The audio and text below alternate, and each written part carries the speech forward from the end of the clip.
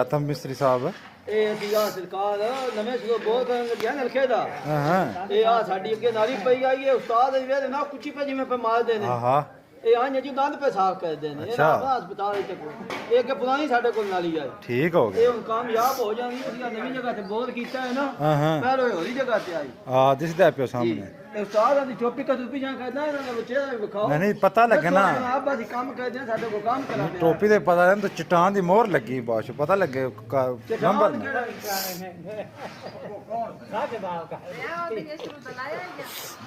ਹਾਂ ਇਹ ਨਹੀਂ ਮੇਰਾ ਹੈ ਅਸ਼ਰੂ ਲੈ ਗਿਆ अबे जो फिल्टर शिल्टर के बने हैं कि पुराना बोल है पुराना नवे सलोमन तैयारी ਅਸੀਂ ਕਰ ਰਹੇ ਹਾਂ। ਅੱਛਾ ਉਸਤਾਦ ਬੜੇ ਕਾਮਯਾਬ ਨੇ ਪਹੁੰਚੇ ਨੇ।